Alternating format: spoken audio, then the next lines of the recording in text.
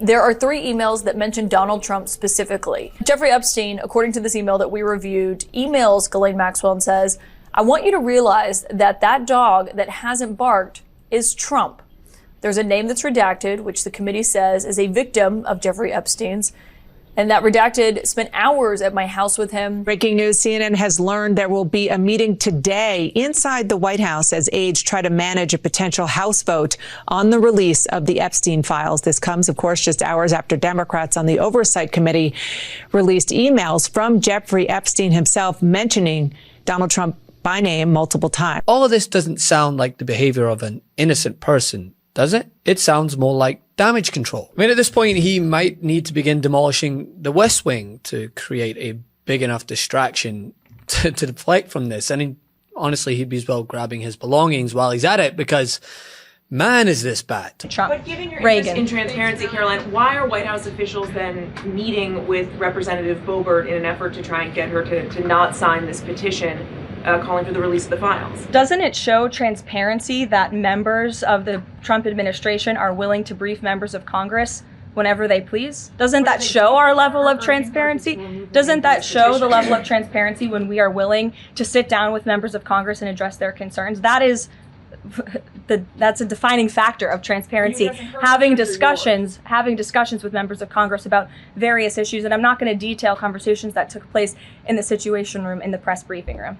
Newly released House documents include explosive emails from Jeffrey Epstein to his associates claiming that Donald Trump, quote, spent hours at Epstein's home with one of his trafficking victims, and that Trump, quote, knew about the girls. And the fallout has hit Washington fast. I mean, despite what chief propagandist Caroline Leavitt would have the American people believe. Requests. So this administration has done more than any. And it just shows how this is truly a manufactured hoax by the Democrat Party. For now they're talking about it all of a sudden because President Trump is in the Oval Office. But when Joe Biden was sitting in there, the Democrats never brought this up. This wasn't an issue that they cared about because they actually don't care about the victims in these cases.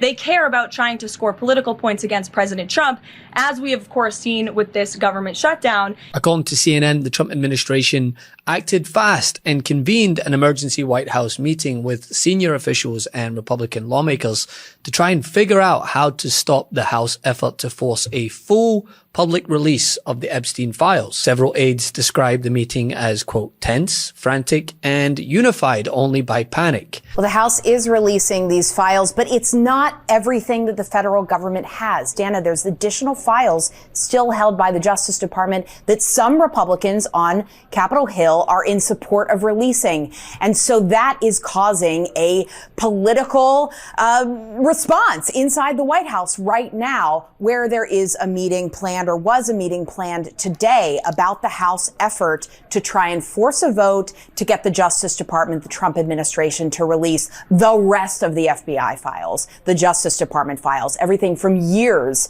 of the investigation into Jeffrey Epstein and others, things that have not seen the light of day yet.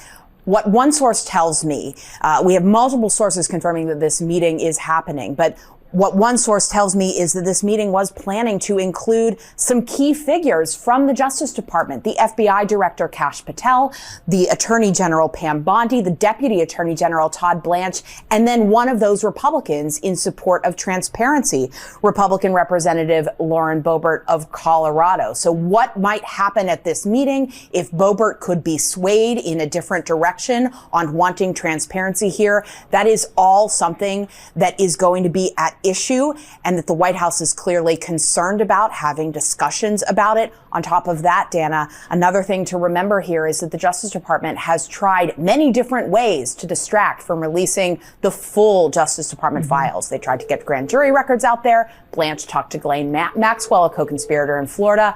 When Ghislaine spoke to Todd Blanche, she told him that Trump himself never acted inappropriately, and she never saw anything untoward in any way toward underage girls. Dana? Yeah. But she also said he was never at the house. And in the email, Epstein said he was at the house. So this is going to be a very interesting meeting. The fact that Lauren Boebert is going to be there is especially fascinating. Thank you, Caitlin, for that. And panic seems to be the constant here, considering it's been reported that The administration officials also met privately with Representatives Lauren Boebert to try and pressure her to withdraw support for a petition forcing a House vote to release the full government file on Epstein, and also tried to call Nancy Mace, who's just having a full-on meltdown on X, but she reportedly never answered. They're panicking on the Republican side this morning. So he's downplaying this, and he says, quote, "This is yet another publicity stunt by the Democrats. They're trying to mislead people," Johnson tells me. I'll refer you to the House Oversight Committee's response by the Republicans, and they say this is cherry picking to generate clickbait. That's where they're going with. Congressman, what's your response to all of this? I mean, Mike Johnson and the House Republicans are complicit, as far as I'm concerned, in this White House cover-up.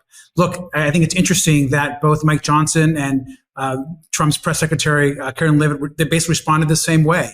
They pointed back to pushing back to why these documents were released and, saying, oh, no, listen to the oversight Republicans. Give me a break. They've been part of this cover-up. The only reason we have these documents is because we have pushed and fought to get them public. And Donald Trump could fix all this if he was being honest with the American public and release the files today. All of the files are currently under subpoena. The Department of Justice could get all those files to us right now, but they're refusing to do so because they're clearly covering up information and connections. The emails that we released today are disturbing. I mean, they clearly say that Donald Trump may have spent some significant time with one of the victims. You hear Jeffrey Epstein and Ghislaine talking about that. You have another email where it talks about Trump possibly knowing what was happening with some of the girls. It's really disturbing stuff. I have talked to a lot of the victims, the survivors, and I want justice for them. And adding another layer to this, right? Ghislaine Maxwell, in past prison interviews and public statements, has insisted that Trump, quote, was never around Epstein like the others were, downplaying their proximity and interactions. But the emails released this week paint a very different picture. They appear to directly contradict Maxwell's version of events, suggesting far more contact between Trump and Epstein than she publicly implied. Now, that contradiction, well, it's raising questions about why she minimized Trump's involvement and whether anyone influenced her to do so in order to, I don't know, get moved to a cushy little prison, which was completely unprecedented, need I remind everyone. Give us your reaction to hundreds of FBI officers in the New York field office being assigned to these documents, to study these documents. It's absolutely crazy, Lawrence. It's crazy to assign so many on, as Senator Durbin said, such an arbitrary deadline that was really driven by the MAGA base that was upset that Pam Bondi's first dispatch of the Epstein files was so underwhelming and mostly public information. And in light of that pressure, she and FBI Director Kash Patel essentially took most of the New York field office to look for redactions in the Epstein files. Now, keep in mind, this is the New York field office that does terrorism cases, that does violent gangs cases, that does corruption, that does all sorts of fraud, securities fraud. The list goes on. I worked with them for 10 years. All of these agents were pulled away from keeping the public safe just to look through these Epstein files, flag Donald Trump's name, and somehow, some way, Lawrence, and I wonder how, that arbitrary deadline that they were racing towards because of pressure to release the Epstein files came and went, and now all of a sudden there's nothing of interest to anyone. You met Donald Trump, is it right, through Ghislaine Maxwell? I did, yes, and I met him on several occasions. Ghislaine Maxwell did introduce me to him, and she introduced me to him with a clear message of my being with him in the same way that she had trafficked me and brought me to Jeffrey Epstein. I mean, do we see what's happening here? Please tell me we all do. The cover-up is happening in front of us. You have documents that contradict one of the central public defenses of Trump's relationship to Epstein. You have Republicans breaking ranks, refusing to bury the vote for transparency. And you have a White House holding emergency meetings, desperate to keep the full Epstein record sealed, despite the fact that they almost ran basically on the idea that they would release all of it, and got all their cronies holding up these stupid, massive binders. All of this is happening while the country faces severe economic instability, mass layoffs, rising public disapproval, and a governing structure buckling under internal divisions. The White House, they say that they are down and that the economy is booming. Everyday Americans are not quite feeling it. Every time I go to the grocery store, I am shocked. For 11 items, I paid $40.38. You heard that right. The 1 pound of ground beef I got was $9 a pint. A pint of blueberries was $6. When was a box of cereal $9.29? I didn't realize how quickly they raised the rent prices, and I'm out here asking y'all to buy my album. Cardi B there. So the president claims that Democrats have fooled the public into thinking that there's an affordability crisis. It was a con job. It was a con job. Affordability, they call it, was a con job by the Democrats. The reason I don't want to talk about affordability is because everybody knows that it's far less expensive under Trump than it was under sleepy Joe Biden. Welcome everyone to the Trump administration, part 2. Love this video? Support independent media and unlock exclusive content, ad-free videos, and custom emojis by becoming a paid member of our YouTube channel today. You can also gift memberships to others. Let's keep growing together.